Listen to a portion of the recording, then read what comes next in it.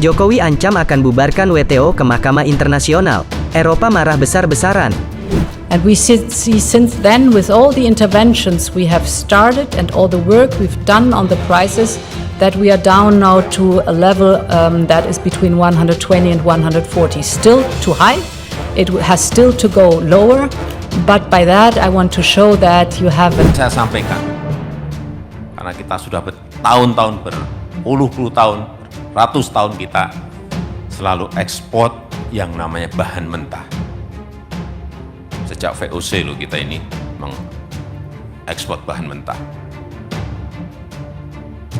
Sampai sekarang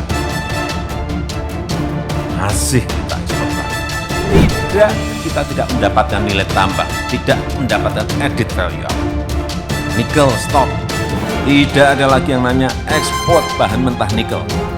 Raw material nggak ada lagi diekspor. Nikel stop.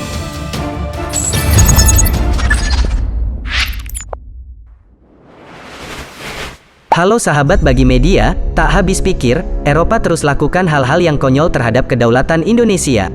Dengan gagah dan sok beraninya Eropa mengancamkan menjatuhkan pangan Indonesia. Namun hal itu justru terbalik karena Eropa terkena krisis yang besar-besaran. Dengan adanya ancaman demi ancaman itu, membuat Jokowi waspada dengan negara Eropa. Dan dengan tegas dan lantang di depan Mahkamah Internasional, Jokowi siap hadapi Uni Eropa dan siap akan membubarkannya. Begitulah yang akan dilakukan Jokowi jika Uni Eropa terus ngeyel ngotot akan merenggut sumber daya alam Indonesia. Belajar dari pulau pasir yang direbut oleh Australia, kini Jokowi tegas katakan siap lawan dan habisi Uni Eropa dengan cara apapun. Eropa telah gelap mata, dia tidak memandang siapa yang dilawan.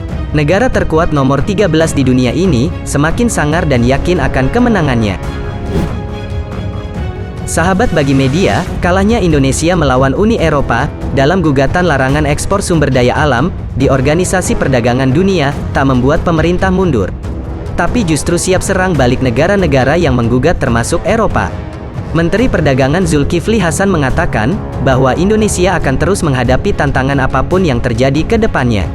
Pria yang biasa disapa Zulhas ini menyampaikan, dalam menghadapi hal tersebut, Indonesia telah mengajukan banding ke WTO terkait dengan ekspor sumber daya alam.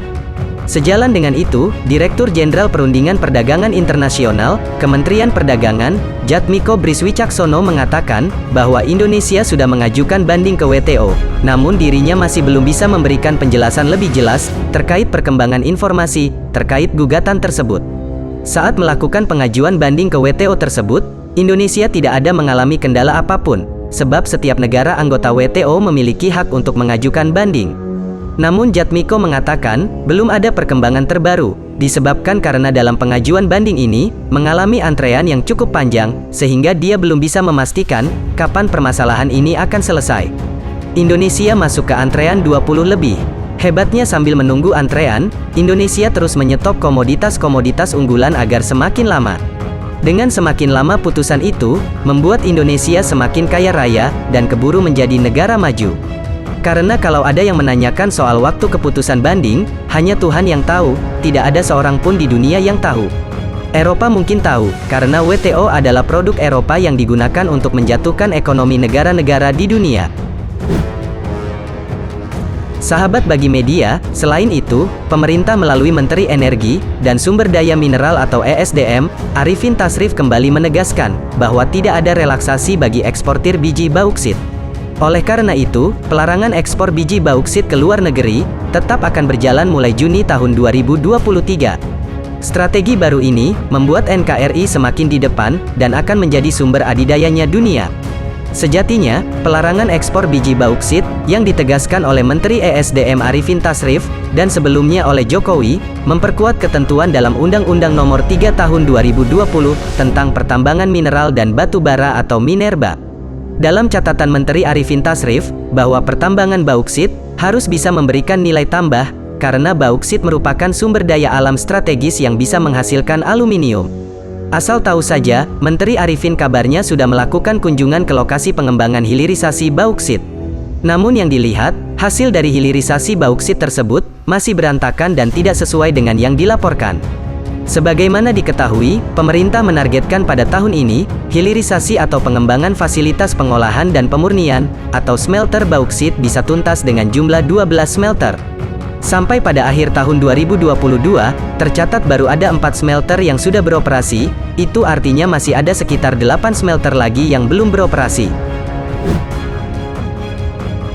Sahabat Bagi Media, hilirisasi demi Indonesia maju, terus dilakukan pemerintah.